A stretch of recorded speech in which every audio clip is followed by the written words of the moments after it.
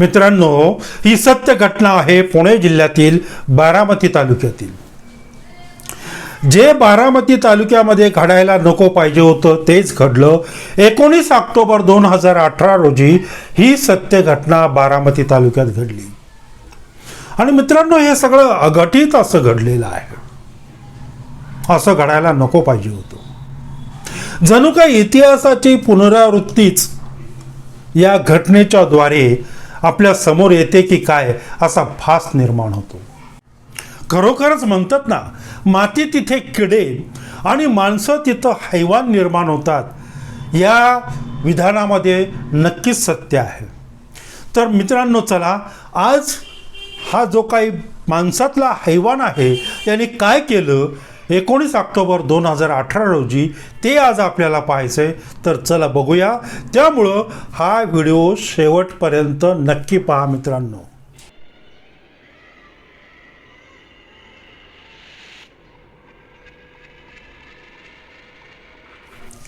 नमस्कार मित्रांनो, मी दिलीप थोरात आणि आपण पाहतात माझे दिलीप थोरात ब्लॉग्स हे यूट्यूब चॅनेल.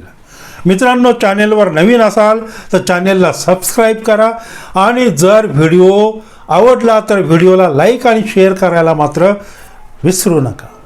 आणि मित्रांनो, हा व्हिडिओ आपल्याला शेवटपर्यंत पाहायचा.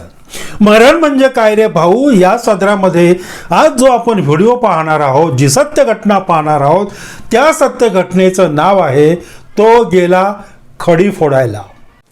तर आपल्याला माहितीच आहे मित्रांनो की बारामती शहर हे पवार कुटुंबियांमुळं बऱ्यापैकी चर्चेत आहे. महाराष्ट्रात अग्रस्थानी आहे. सर्व बाजूंनी परिपूर्ण असं हे शहर आहे. आणि या शहरामध्ये एक गृहस्थ राहत होते. त्या गृहस्थांना आपण नाव देऊ रघुनाथराव. आणि याच रघुनाथरावांचे एक परम मित्र किसन सोमनाथ पवार हेही याच शहरात राहत होते. त्यांची मैत्री अगदी घट्ट होती. मैत्रीला अगदी बहर आला होता. त्यामुळं या किसन पवार यांचं या रघुनाथरावांकडे कायम जाणं येणं वगैरे असायचं, कारण मैत्रीचं नातं होतं. आणि यातच या रघुनाथरावांना एक मुलगा आणि एक 14 वर्षाची मुलगी होती. पण याच मैत्रीच्या नात्यामध्ये मित्रांनो, रघुनाथराव आणि किसनराव यांच्या मैत्रीच्या नात्यामध्ये हा जो किसन पवार असतो हा शेण खातो. आणि रघुनाथरावांची जी 14 वर्षाची लहान मुलगी आहे त्या मुलीवर या किसनची वक्रदृष्टी पडते आणि नको ते घडून बसतं. मित्रांनो, हा वारंवार या रघुनाथरावांच्या घरी जात असतो.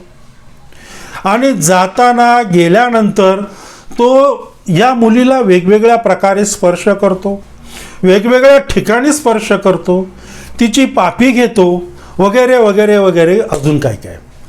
परंतु हे सगळं कृत्य करत असताना त्याच्या डोक्यामध्ये काहीतरी भावना चाळवलेल्या असतात. या किसनच्या डोक्यामध्ये वाईट भावना चाळवलेल्या असतात. परंतु याची शंका हे रघुनाथराव किंवा त्याचे कुटुंब यांना बिलकुलही येत नाही, कारण हा किसन या रघुनाथरावांचा चांगला मित्र, म्हणजे आपण फॅमिली फ्रेंड म्हणूया, अशा पद्धतीनं त्यांचं नातं होतं. कायमचं जाणं येणं होतं, खाणं उठणं होतं, सगळं होतं. त्यामुळे तो किसन पवार रघुनाथरावांना अगदी भावासारखाच होता. आणि यामुळं हा किसन आपल्या मुलीवर असं काही वक्रदृष्टी असेल किंवा असं काही असेल असं त्यांना बिलकुलही कधी वाटलेलं नाही. मित्रांनो, या किसन जो स्पर्श करायचा या मुलीला, या स्पर्शामध्ये पाप होतो. आणि जसजसे दिवस जाऊ लागले तसतसं या किसनचा पापधर्म हा अधिक उफाळून येत गेला. आणि एक दिवस त्याने गुपचूप या मुलीला अमुक अमुक ठिकाणी मला भेटायला ये असं सांगितलं. अर्थात मुलीने नकार दिला. आणि हा नकार ऐकून त्याने या मुलीला धमकी दिली, तू जर अमक्या अमक्या ठिकाणी भेटायला आली नाही तर तुझा जो भाऊ आहे त्याचा मी चाकूने मर्डर करीन. अर्थात मुलगी घाबरली.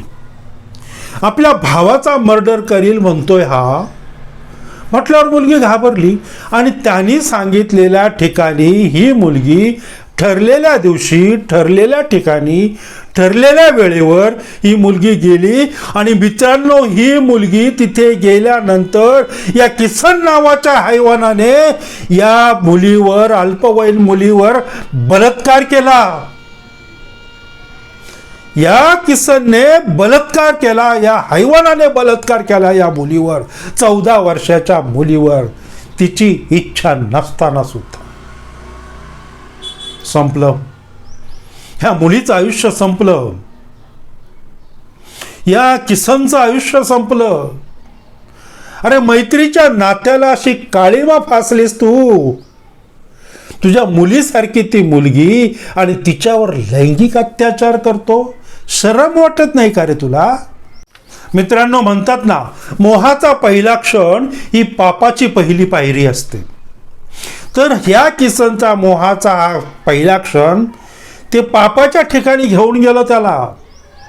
आणि या मुलीने हे सर्व घरी सांगितलं, हा जो झालेला प्रकार घरी सांगितला. आणि नंतर मात्र या किसनवर पोलीस ठाण्यामध्ये तक्रार नोंदवली वगैरे वगैरे. पुढची जी काही कायदेशीर गडबडी होत्या त्या सर्व झाल्या. आणि 2018 पासून हा किसन नावाचा हैवान 2025 पर्यंत तुरुंगामध्ये सडत होता मित्रांनो. आणि आत्ता अगदी 8 दिवसापूर्वी 2025 मध्ये बारामती सत्र न्यायालयाने या हैवानाला 7 वर्ष सश्रम कारावासाची सजा फरमावली. आता गेला 7 वर्ष तो खडी फोडायला गेला. अरे तुला इतर काही ठिकाणं होती, ही तुझी मुलगी होती, मुलीसारखी होती. त्या मुलीवर तू अन्याय केला आणि आता 7 वर्ष खडी फोडायला गेला. शरम कशी वाटत नाही रे तुला? कधी थांबायचं माझ्या महाराष्ट्रामधलं हे प्रकरण? मैत्रीचा फायदा घेऊन अशा प्रकारच्या घटना करणारे अनेक हैवान अलीकडे निर्माण होत आहेत. यांना वेळीच कुठेतरी व्यसन घातले पाहिजे मित्रांनो. आणि हे काम शासनाचं आहे. कारण हे जे काही कायदे कानून आहेत त्यांच्यामध्ये सुधारणा झाली पाहिजे. किंवा ह्या ज्या काही केसेस आहेत कोर्टामध्ये जाणाऱ्या, तर या केसेस सर्व फास्ट ट्रॅकवर घेतल्या पाहिजेत. किंवा यांच्यासाठी वेगळं कोर्ट घेऊन ते फास्ट ट्रॅकवर घेतलं पाहिजे. रेग्युलर कोर्टमध्ये ही केस गेली तर ते वर्षानुवर्ष सोडत पडते. आता आज ही 2018ला केस लागली आणि 2025ला याचा निकाल लागला. याच्यामध्ये कोर्टाने 6-7 काय असतील 7-8 साक्षीदार तपासले आणि त्याच्यातून ही शिक्षा याला दिली. परंतु हेच जर कोर्ट वेगळं असेल लैंगिक अत्याचाराचं, तर ह्या केसेस फटाफट त्यांचा निर्णय लागू शकतो. मित्रांनो, या नोटवर आता मी इथेच थांबतोय. मी लवकरच येतोय तुमच्या समोर एक नवीन सत्य घटना घेऊन येणाऱ्या गुरुवारी. तोपर्यंत मित्रांनो, नमस्कार.